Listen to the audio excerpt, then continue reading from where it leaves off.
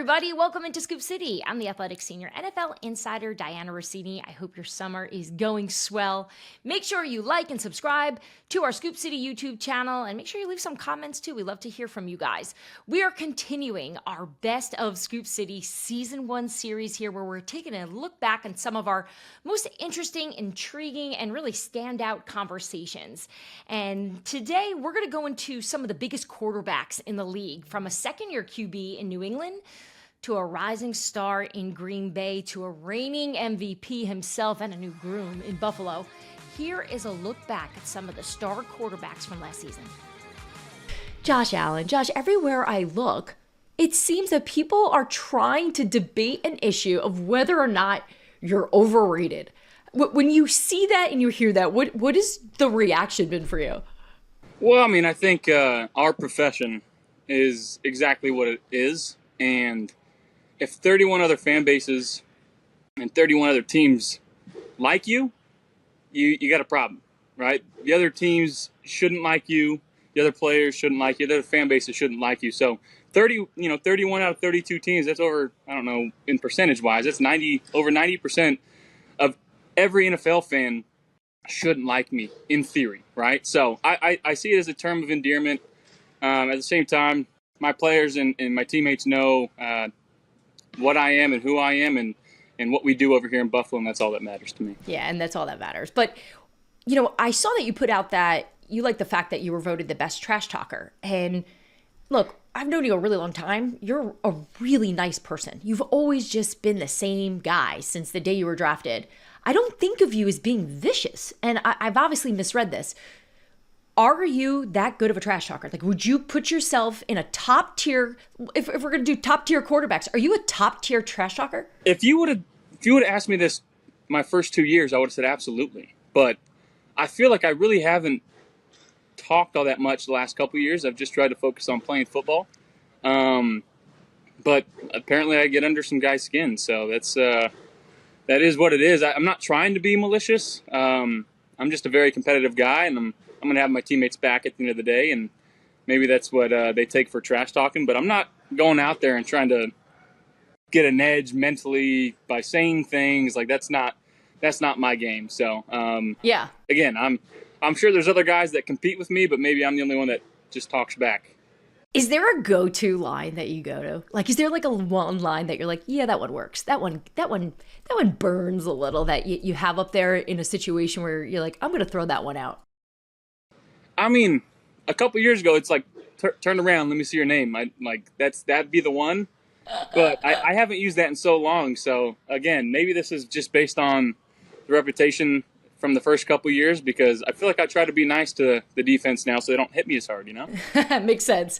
The nobody knows who you are, that cuts deep, right? Yeah. Because that makes every human being go, wow, I wonder if people really don't know who I am, right? It's like, yeah.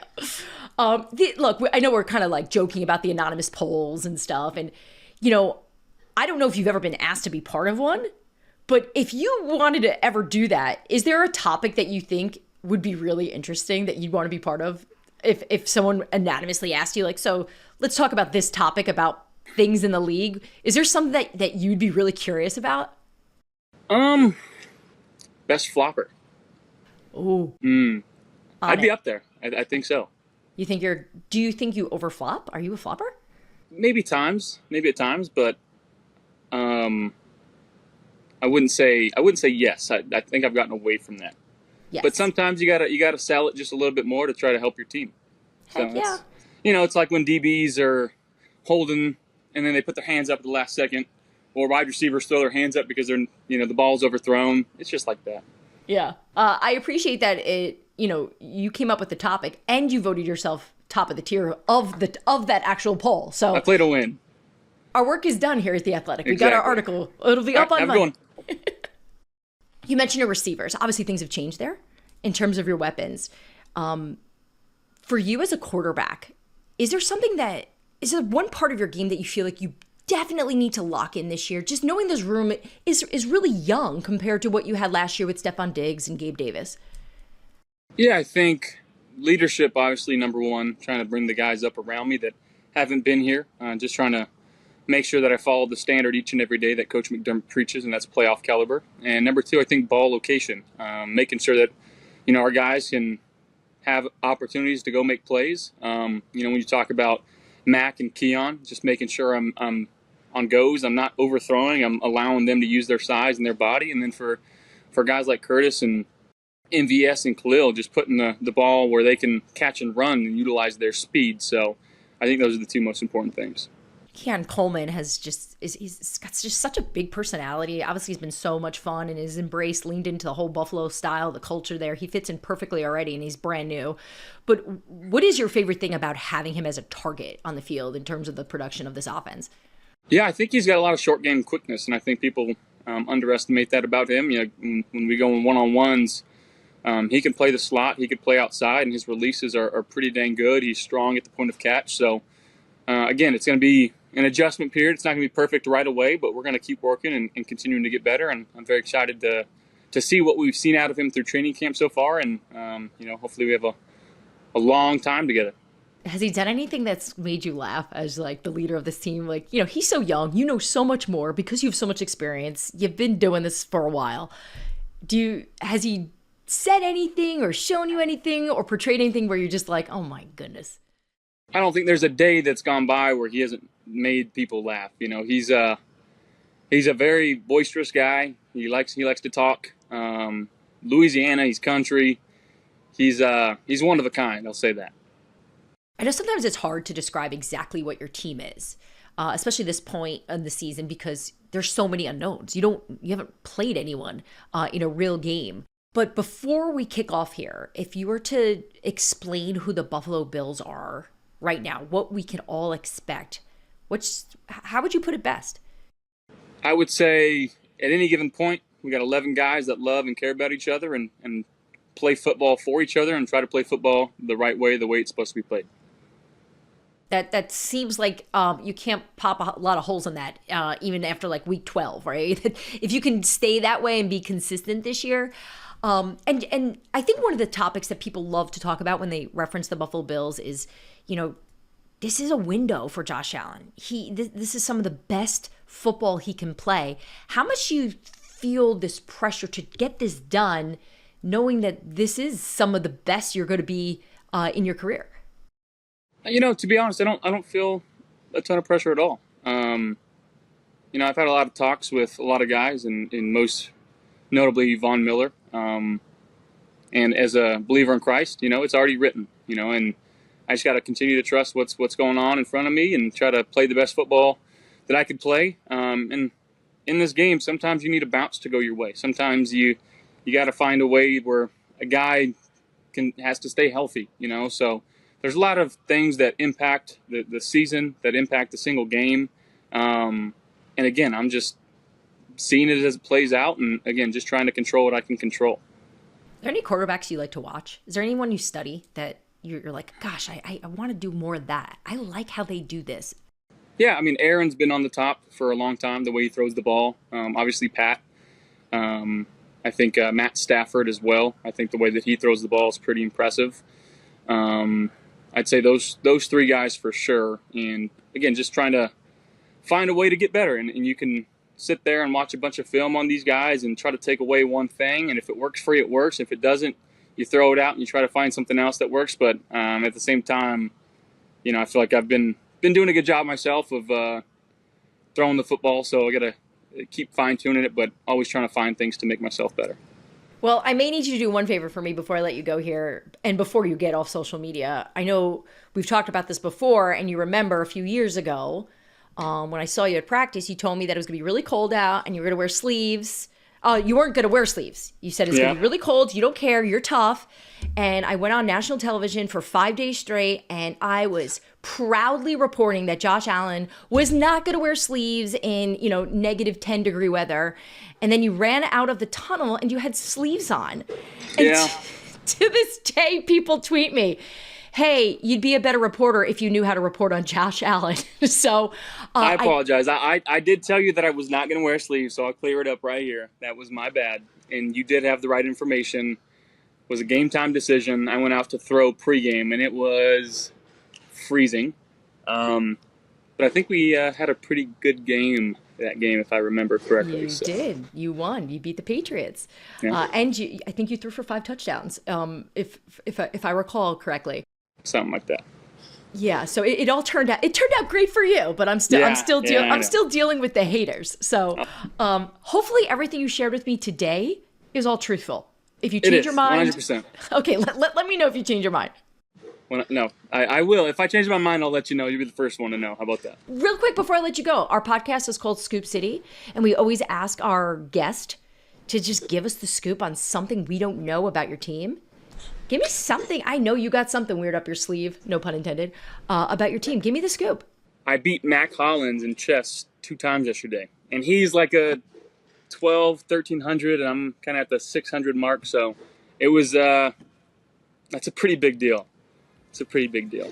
Buffalo Bills chess champ, Josh Allen. Yes. Thank you for joining Scoop City. Thank you. Appreciate you, Dianna. Just going back to the year you were drafted, the COVID year, right? Which I can't remember that time. I feel like COVID happened. Yeah. I'm like, where was I? What was I doing? You clearly remember what you were doing, right? And so it's like you had the whole world talking about the situation the Packers have themselves in, right? You got Aaron Rodgers, got the MVP, the superstar, future Hall of Famer, and the Packers organization decides to go after you. What was it like to be the guy that everyone was talking about going, what are they doing? Yeah. What was that like for you when it's you? Yeah, I mean, it was tough. Obviously, it was a blessing again to be able to get drafted first round to the Packers. Forever grateful for that. But, obviously, right when I got that call, I knew who was there. I knew I wasn't going to come in and be starting right away. It was going to be one of those situations, come in, learn from him, and try and soak up as much knowledge as I can and just work on my game and, behind him and try and improve myself. But, there was a lot of talk out there, a lot of different things that were said. And, I kind of just try to block all that stuff out and just focus on myself and enjoy this opportunity that I have and be able to learn from one of the best to do it. Yeah. And watch him every day. In the same regard, right? So he gets criticized so much, especially now. Everyone is picking at him and trying to figure him out. Yet whenever I talk to players, teammates of his, it's just nothing but how great he is. What makes Aaron Rodgers such a good teammate? Yeah, I think he's awesome. I think he first of all, he's a very hard worker. He demands a lot out of his teammates, but at the same time, he likes to have fun. We have a lot of great times at the facility. He's always joking, having fun with the guys, and he's just one of the guys. Yeah. So I think a lot of players, you come into the league, you obviously know who Aaron Rodgers is. You've watched him, so you already have a lot of respect for him, and then you get to meet him as a person. And I think it just builds. I think he definitely. Might be misunderstood in the media. People say a lot of different things, but a lot of people don't know him at the same time. Did he text you after you got that deal? He did, yeah. You did? Yeah. Did you read it? Yeah, I did. Okay. It didn't go unread like mine and yours. Speaking of Aaron Rodgers, what was that like to you personally, though? Like, take us inside your mindset, knowing that Aaron Rodgers was there and you had to sit. Did you think you were ready to start? Did you enjoy sitting and learning? What was your mind like? Yeah, definitely. When I went into the draft, getting ready for the NFL, all that, I was like, oh yeah, I'm ready. I'm confident.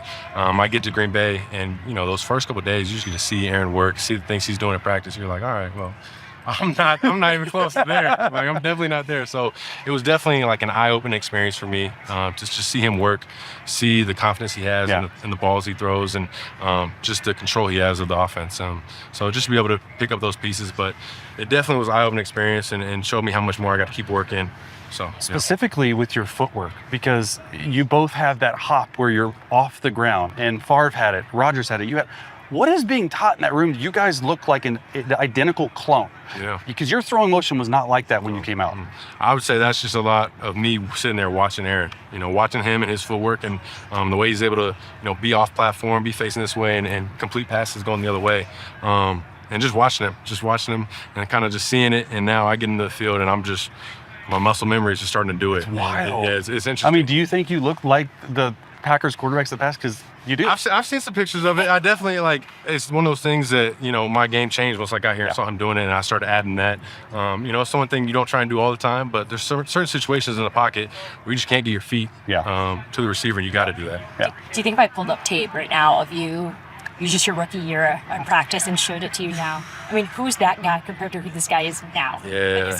Would you like dread looking at that? Yeah, I would for sure. My mind was spinning my rookie year, just trying to learn the offense and take control of that. And I don't even remember seeing the defense my rookie year. I was just my mind is spinning. What's going on? Yeah, where am I? let me throw it to one guy. Yeah, I need to watch that film and see. Just appreciate, right? How far I came for sure. So now the Jordan Love of present compared to who that guy is now. Who are you now? I'm the same person, but definitely someone who's worked and grown a lot as a player. Understand the system now. Understand where I need to go. Got my footwork better, and just took a lot of strides and building every day on the little small details. So I'm the same person, but obviously a little bit better, I'd say. How has this year changed compared to last year? Take us inside the locker room specifically. Last year, no one expected anything of you guys except that team in the locker room. I know how it is. I've been in that locker room. Mm-hmm. There wasn't a lot of media, fanfare, hype, and you guys went on to surprise a ton of people. Had an amazing year, started 3-3, and you guys were rolling. How does it change inside the locker room this year? Know that you guys are sort of the hunted, and you're not going to surprise anyone. No, I think, like you said, last year there was a lot of question marks with everybody on our team.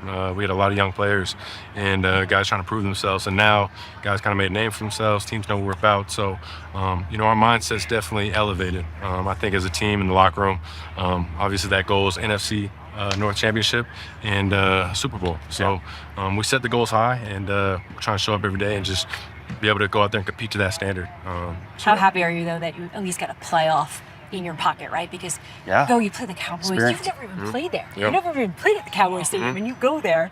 And I can only imagine the nerves as poised as you can be, knowing you're playing your first playoff game.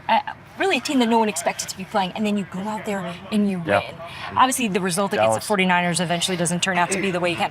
But now that you have a little bit of that, how much do you think that's going to help you guys? It'll help us a ton. I think just for me personally, having that experience now, being in a playoff game, really 2 playoff games, just playing that postseason football, it's a little bit different. And obviously the stakes are what the stakes are. If you lose, you go home.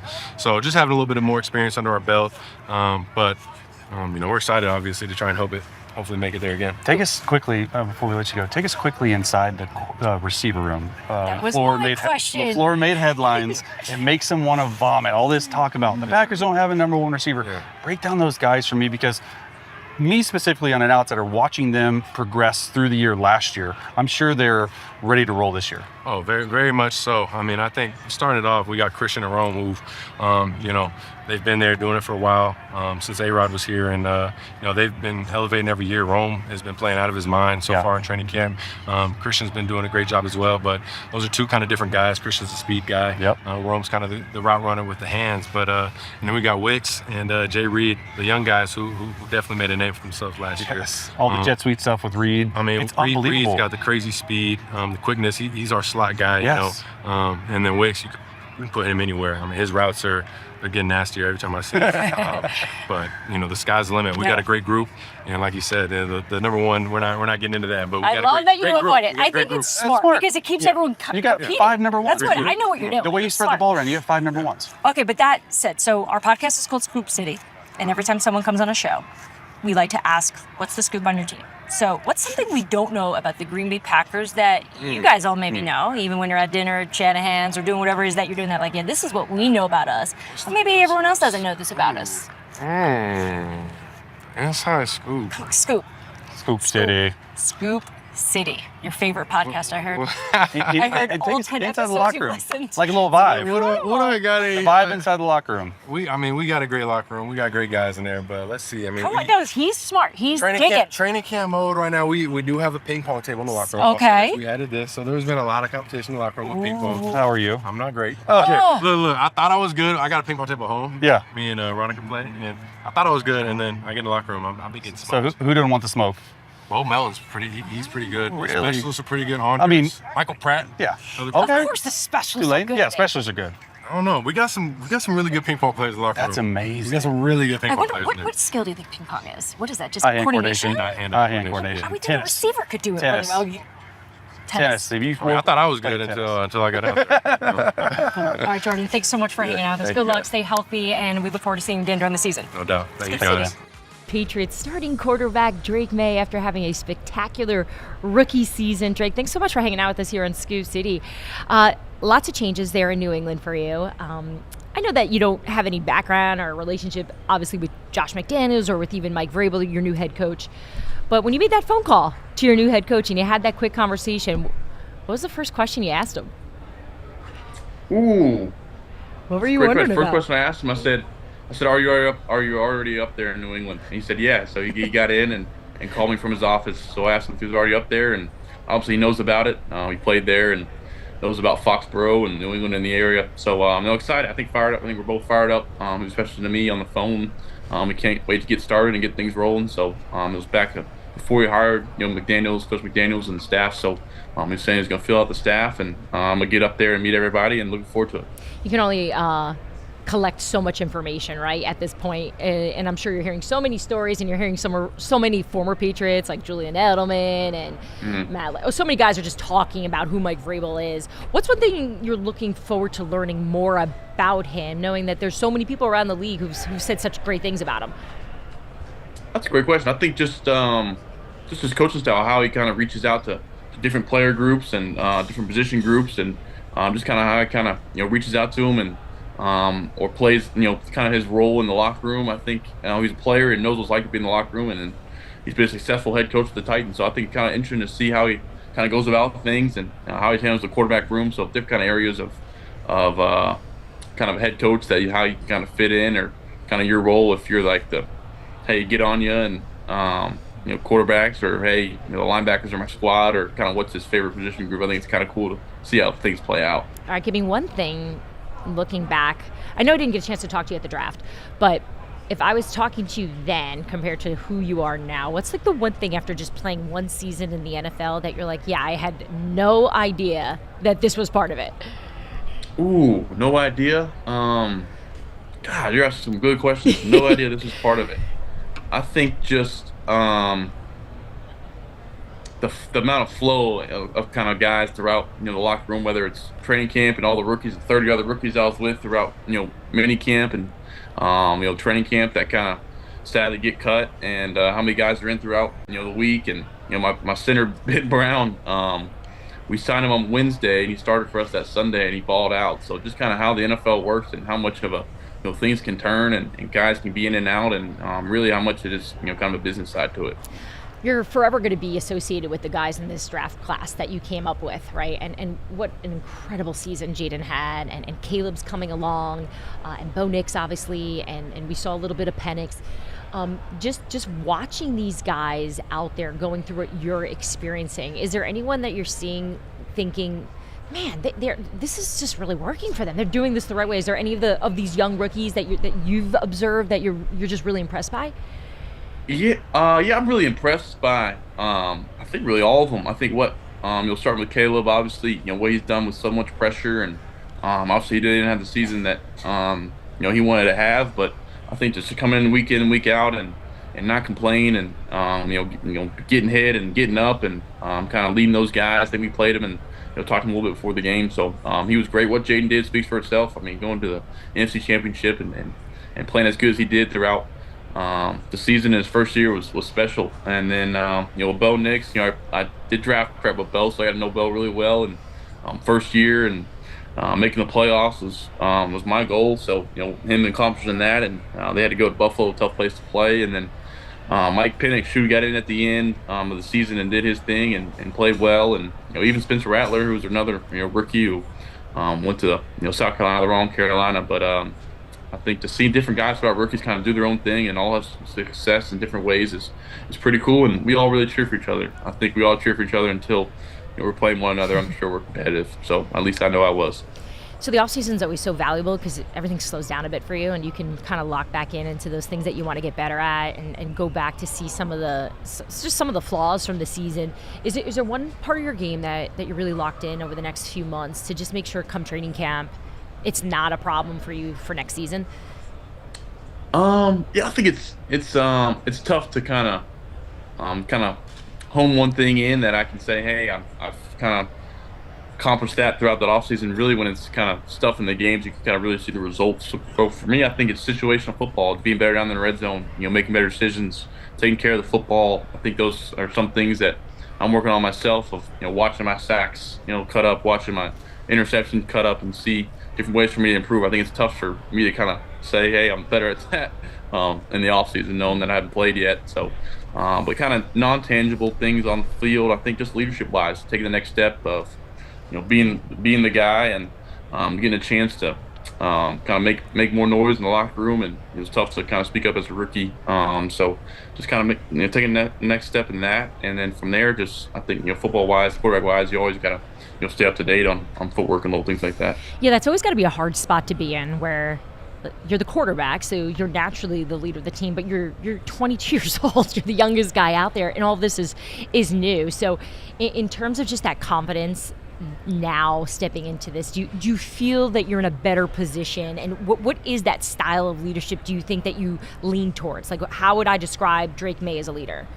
For sure. I think it's something that I got better as the year went on, but especially coming in mid-season, it's tough to kind of go in there, and you don't want to be the guy who's first start, and you're kind of trying to take command and yelling at the group. But I think at sometimes towards the end of the season, the guys would have liked to see that from me. So kind of my style is just get to know the guys, and kind of how can I reach kind of each position group different. How can I may be able to get on the tight ends more. We got a veteran group, I can kind of get in kind of get into their gear, and I may have to love up the linemen a little more. Obviously the linemen, they like to be kind of loved on, and the work they do speaks for itself. Golly, they got a tough job. So I may be able to tell the receivers, hey, get your stuff together, man. This isn't how it goes. And I think just kind of getting to know, and I think the biggest thing for me is get to know them personally first before I kind of start taking shots or jabs at their work life. So yeah. I think that's a big thing for me. Yeah, I think that's fair.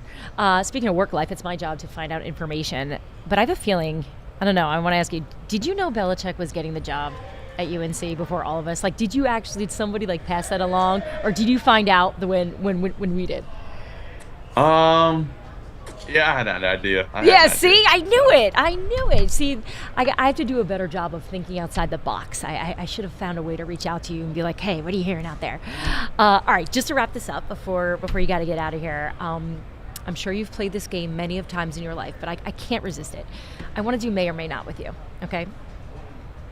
A little fun. May or may not. May or may not. Something you want to do, something you don't want to do, right? Okay. Do you get the game? It goes with your name? Got it. Yeah, got it now. That went over my head at first. I got it. Yep. Scoop City. We're real bright over here. All right. You may or may not ask your head coach what it was like to play with Tom Brady. May, for sure. Did you say May? Mm-hmm. Oh, I didn't hear you say May. Okay, May. You may or may not go number 1 overall if you were drafted in this year's draft. May not. I'm a cheer for those other guys. Probably may not. All right.